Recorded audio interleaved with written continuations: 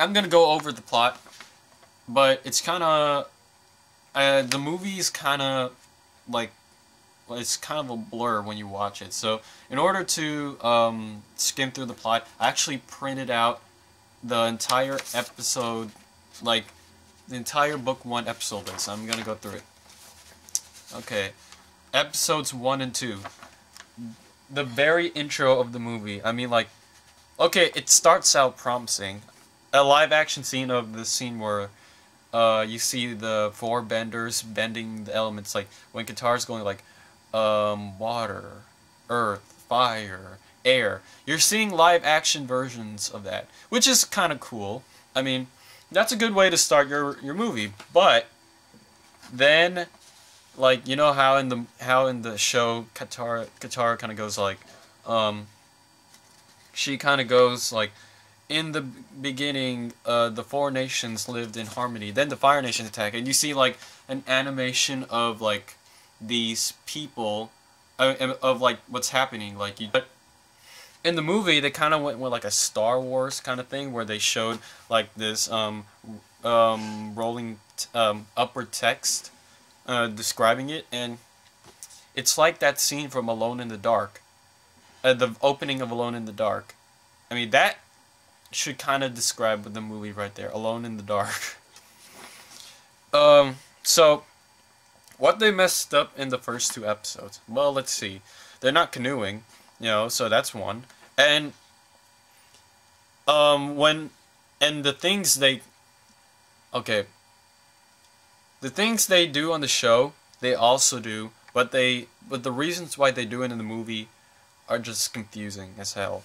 Like, okay, let's take the first 2 episodes, for example.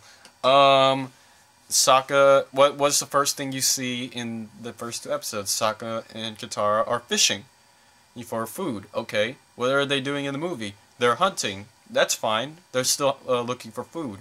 But then they in the show, when they were canoeing, they unexpectedly run into the iceberg. What happens in the movie? They find the iceberg under like the ice they're standing on, and Sokka's like, there's something down there. And then he takes his boomerang and starts hitting at the ice. So you're just thinking, why the heck are you doing that? What is your reasoning for doing that? I mean, and then after they break the ice and the iceberg comes up, Katara just takes his boomerang and just opens it up. When in the show, she actually gives a reason why she does it. She sees someone in there. In the movie, she's kind of just like, oh my gosh. And then also here is when you notice the script is really bad. Besides being just backstory, it's just knee-slappingly stupid. I mean, like, when she first finds Aang, she goes up to him, he's like unconscious, and she goes like, "What's your name? How'd you get in the ice?" And I'm just sitting there, look, okay, genius.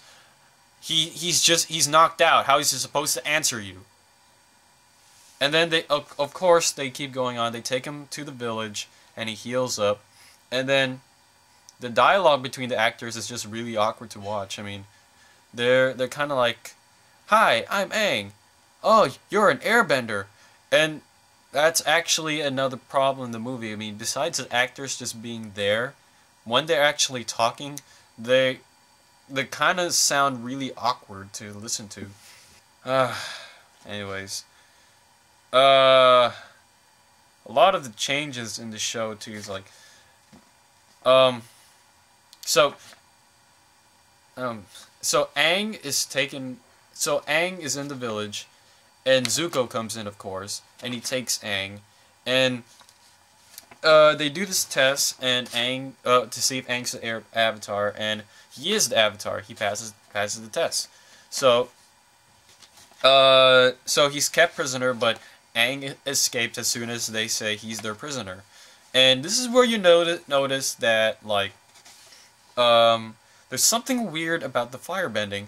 Why is it that only firebenders can bend fire nearby? Well, I watched this extra where it's Shyamalan said that firebenders in his Avatar movie could only make fire from existing fire.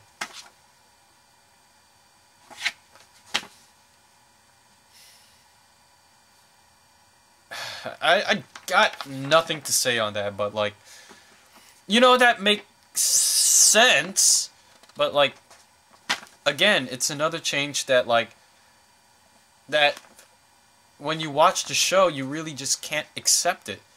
Just like, just stop, just keep to the material. Anyways, let me keep going. Anyways, so after the first episode is done, they go on, you know, they go on to the Southern Air Temple, but, you know, they rush it, though.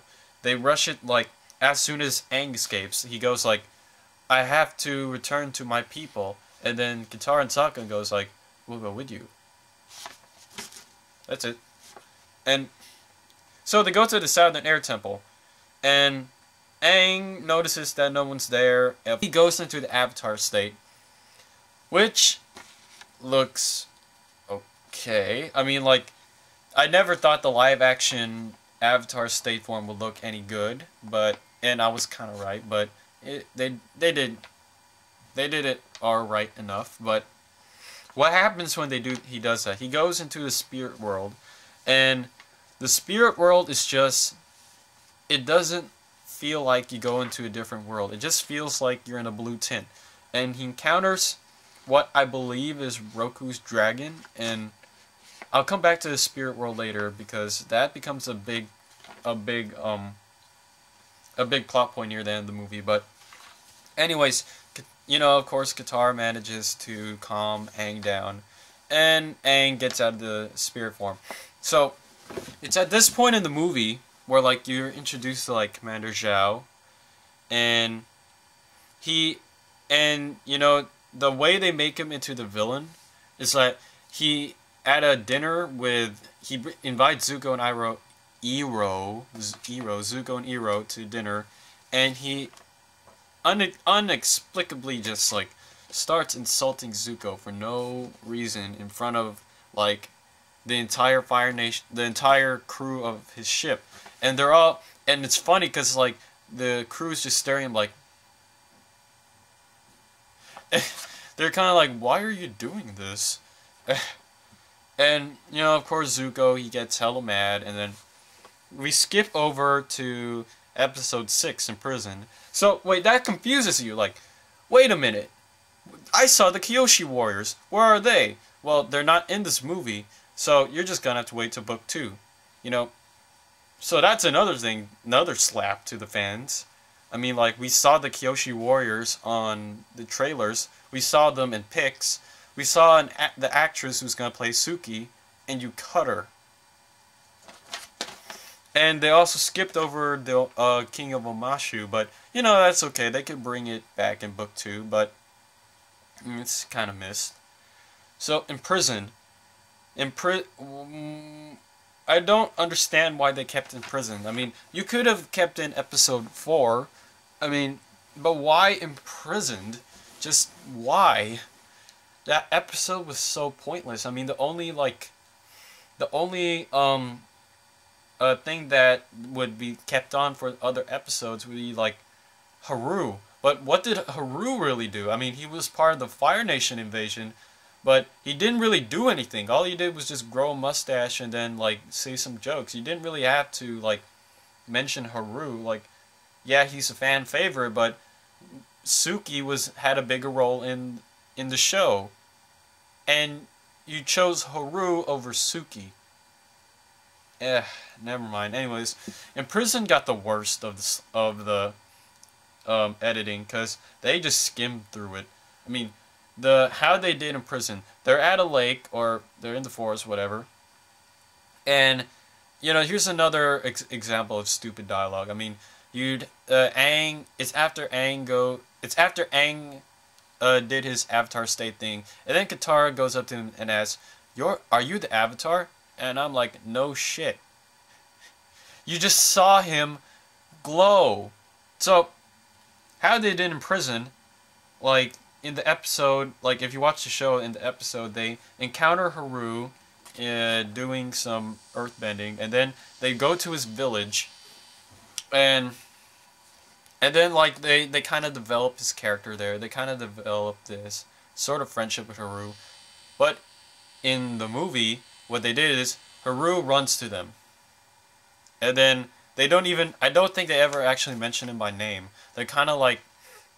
He kind of just runs up to them and said, "They're trying to get me because they saw me bending," and then some guys come up to them, and then they say that kid's been bending rocks at us, and it hurts.